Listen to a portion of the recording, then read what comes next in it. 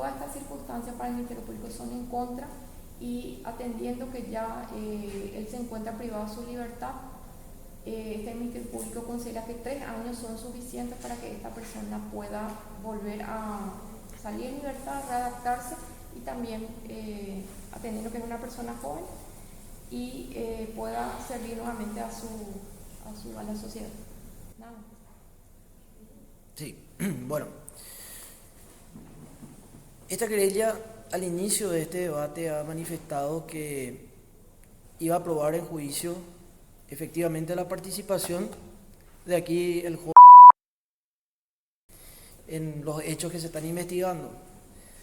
Realmente es importante resaltar lo que ya mencionó la representante del Ministerio Público en cuanto a la gravedad del hecho, porque una comunidad pequeña como es la del barrio San Blas, donde están en la ciudad de Eusebio Ayala, una comunidad reducida, tal como ya han expresado los testigos, donde se conocen todos, ¿verdad?, fue alarmada por una actitud totalmente fuera de lugar de lo que estaban acostumbrados ellos ahí.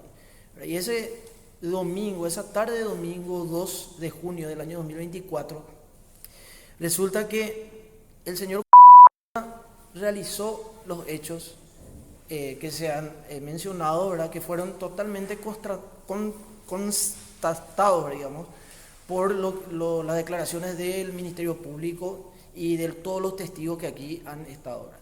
Realmente es resaltar la situación de susto que vivió una familia que estaban ahí por tomar una siesta a las 15:30 horas, estaban con su hija de 1 año en el lugar.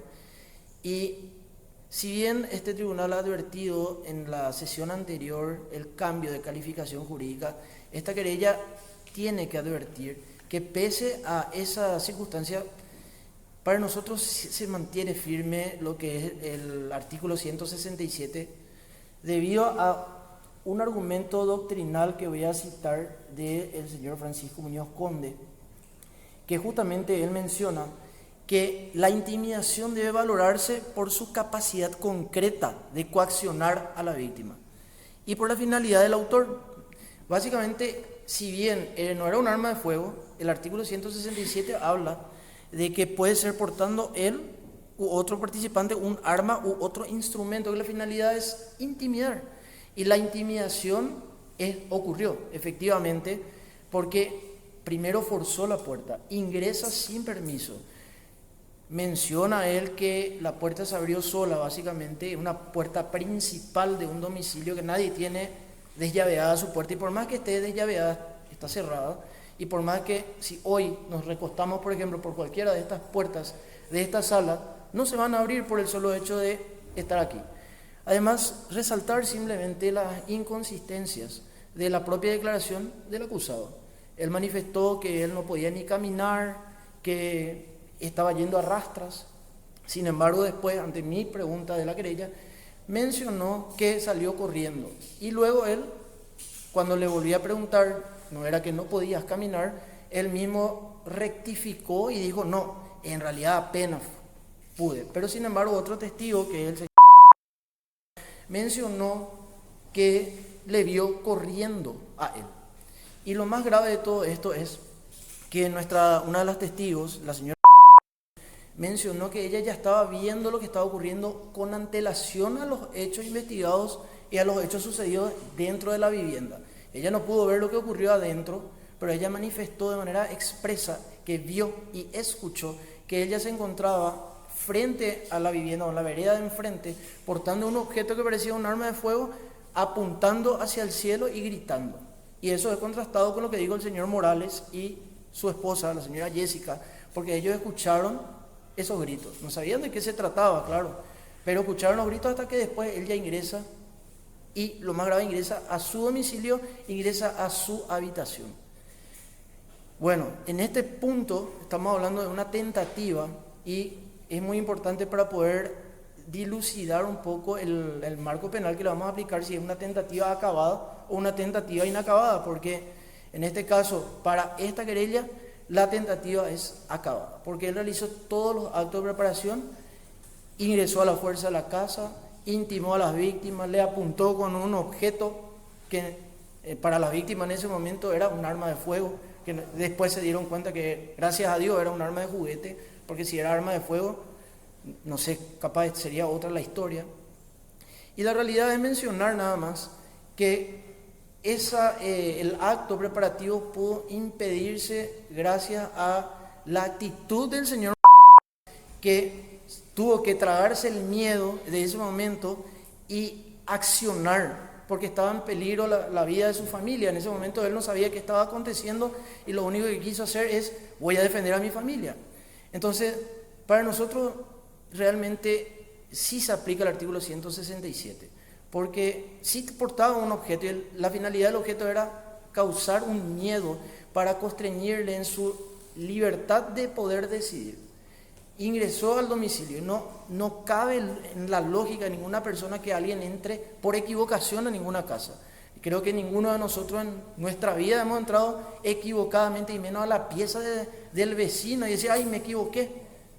Y en ningún momento. Y tampoco él ha reconocido que se equivocó y que pidió disculpas en ese momento: perdón, entré mal, no era mi casa y me retiré. Más bien él se quedó, por eso hubo el forcejeo. Y el forcejeo hubo porque él portaba un objeto en la mano. O si no, no iba a haber un forcejeo. En todo caso le iba a empujar o le iba, no sé, de alguna manera a sacarla afuera. Pero hubo un forcejeo. Se exhibió aquí un objeto que parecía un cañón de un arma de juguete, pero que ya fue suficiente como para intimidar. Y por otro lado también, la testigo del domicilio donde se le detuvo a él, mencionó que él estaba en perfectas condiciones, según ella. Ella dice que él estaba bien, que no, estaba un poco borrachito, fueron sus palabras, y que él se levantó, se fue caminando normal, cuando él estaba diciendo que en realidad no, que apenas se fue a la casa. Entonces la realidad es esa, y contrastar con lo que dijo recién el oficial de policía, que él se resistió, estaba escondido abajo de una cama. ¿Y por qué se escondería si él no hizo nada? Acá en el acta de procedimiento dice que él se escondió. Entonces, para nosotros como querella existen todos los elementos. Es una persona totalmente reprochable. Él sabe que esa conducta está mal, sabe que no tiene que ingresar a la casa de nadie, y por más borracho que esté, igual sabe que no tiene que entrar a la casa del vecino. Y por otro lado, sabe que no tiene que venir a intimidar a nadie, y si ingresó por una equivocación, digamos el supuesto, ¿por qué ingresó a la habitación? Entonces esas son las cosas que tenemos que resaltar, y que para nosotros se aplica lo que dice el artículo 26 y 27 de tentativa, y para nosotros tiene que aplicarse la pena prevista para el artículo 167, inciso primero, numeral 2, porque sí tenía un objeto. Ese objeto fue visto por la testigo directa, presenció de primera mano, no le contaron, ella vio, dijo aquí que ella pudo observar, y pese a todo lo que mencionó el acusado, realmente no ha podido expresar el por qué él alega eso, siendo que se encontró un objeto que fue exhibido aquí. El propio oficial mencionó que sí encontró un objeto, pero él tampoco ya no se acordaba porque ya pasaron 2 años, y la realidad es esa. Entonces nosotros pedimos una pena acorde al artículo 167 del Código Penal, y esta querella solicita una pena privativa de libertad para el señor de 12 años de pena privativa de libertad, en atención a que, conforme a la medición de las cuestiones que sean a favor o en contra de él, existen muchas cosas en contra. Él mismo reconoció aquí que él tiene vetada la entrada a la ciudad de Capiatá, porque ella tiene antecedentes de mal comportamiento. Él mismo reconoció que entró a cumplir una pena 2 veces, mencionó él, una porque se peleó con su propio familiar, y otra por violencia familiar, que está en autos, y también reconoció que él estaba relacionado con personas que se dedican a la venta de sustancias, y eso también fue corroborado por nuestro quien él manifestó que es amigo de Ángel, y que dijo que él es adicto o suele consumir sustancias estupefacientes. Entonces tiene un problema de conducta. Vino a un barrio tranquilo a totalmente asustar a todos, y es por eso, como dijo la agente fiscal, que el señor y y su familia tuvieron que mudarse de la casa que habían comprado.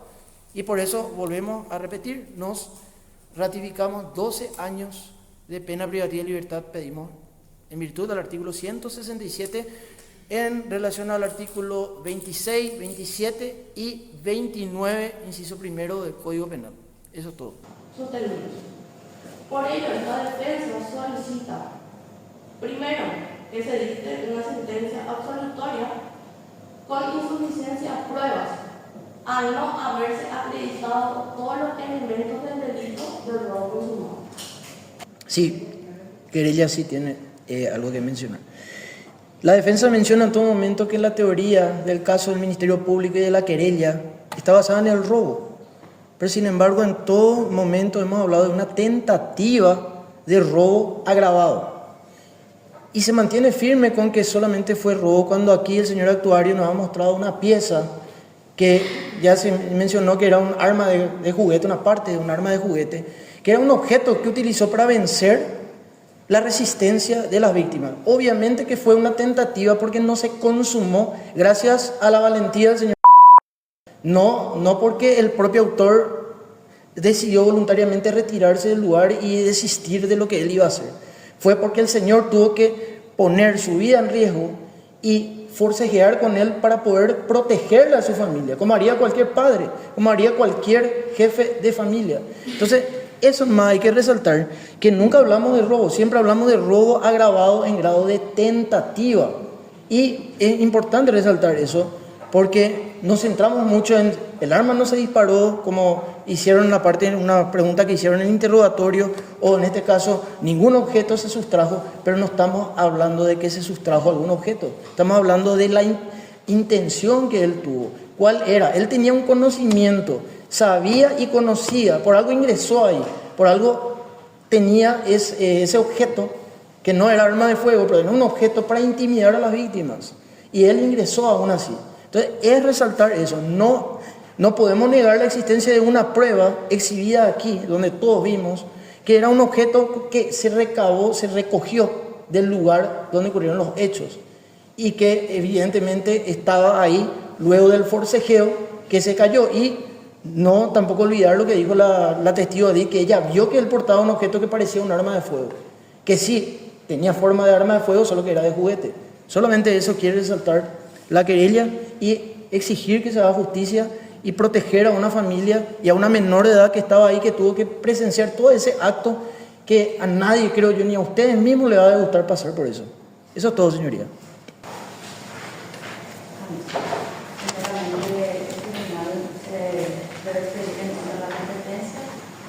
Y la competencia en materia territorial se declara de manera positiva en atención a que este tribunal ha sido instaurado para dirimir conflictos de naturaleza, como no existen dimensiones ni situaciones pendientes de resolución.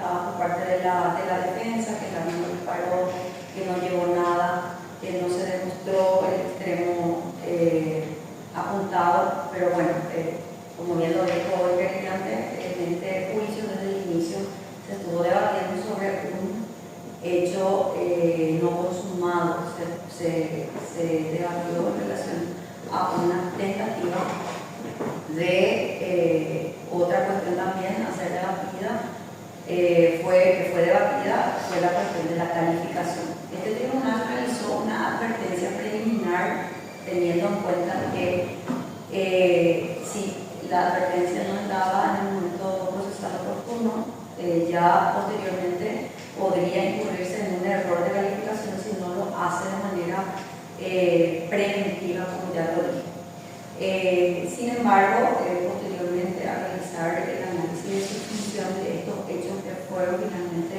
demostrados para este tribunal, estos hechos subsumen al artículo 167, inciso primero, numeral 2. ¿En qué sentido? En el sentido de que el arma, supuesta arma utilizada por el acusado, ha servido como medio para resistir, para evitar la resistencia o vencer la resistencia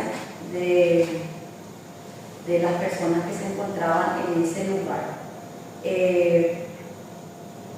En ese punto específico es que este tribunal ha encontrado que corresponde la calificación del robo agravado, inciso primero, numeral 2, portando el participante con un, en este caso, un objeto que le sirvió de medio para impedir o vencer la resistencia mediante fuerza o amenaza con fuerza.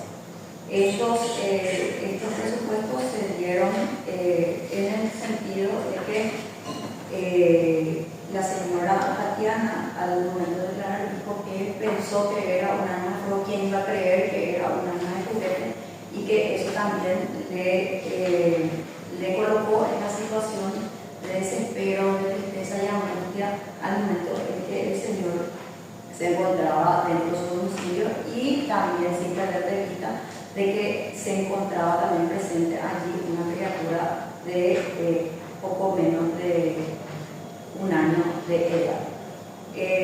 Así también, teniendo en cuenta estas consideraciones, el acusado realizó todas las acciones tendientes a la consumación del hecho, solamente que no pudo llevar consigo nada debido a que huyó del lugar, en atención a que finalmente el objeto que portaba se rompió y se fue descubierto que se trataba de un arma de juguete. Estamos entonces ante una tentativa acabada de robo agravado y corresponde en ese sentido también aplicar el artículo 26 y 27 del Código Penal, 26 modificado por la ley 2440 en concordancia con el artículo 29, inciso primero del Código Penal. Habiendo hecho este análisis de tipicidad, en cuanto a la antijuridicidad, conforme a todo lo que se ha demostrado en juicio, no existió ninguna cuestión que lleve a analizar alguna legítima defensa o alguna situación que anule la ilegalidad de la conducta del acusado. Por lo tanto, también la conducta es antijurídica y es reprochable independientemente de que el mismo haya estado ingiriendo alguna alcohólica o algún tipo de estupefaciente, que no ha quedado por nada demostrado ante este tribunal. A pesar de ello, él se ha volcado en esa situación y conocía perfectamente que se trataba de los vecinos y que no estaba ingresando en su domicilio debido a que ingresó con un objeto con el que trató de intimidar a las víctimas, y además solicitó que se le entregara todo lo que había de valor en la casa. Por lo tanto, también su conducta es reprochable. Y entrando en el análisis del artículo 65 del Código Penal, modificado por la ley también 2440 del año 2008, teniendo en cuenta las circunstancias a favor y en contra del mismo, en cuanto a las circunstancias que no pudieron ser demostradas en este juicio oral y público, no pueden ser tomadas a favor del mismo, pero sí tampoco pueden ser tomadas en contra, porque no se han demostrado. Entonces una cuestión no demostrada puede ser tomada a su favor. Este tribunal encuentra que la forma de la realización del hecho, la intensidad de la energía criminal, hubo bastante violencia en la comisión de este hecho punible, los daños ocasionados, las consecuencias reprochables. Esta pareja tuvo que mudarse de su propia casa e ir a vivir en un alquiler. La actitud posterior del acusado y también la circunstancia de que el mismo cuenta con antecedentes penales, todo esto operan en contra del mismo. La pena privativa de libertad de 7 años. La que la cumplirá en la penitenciaría regional de Nepal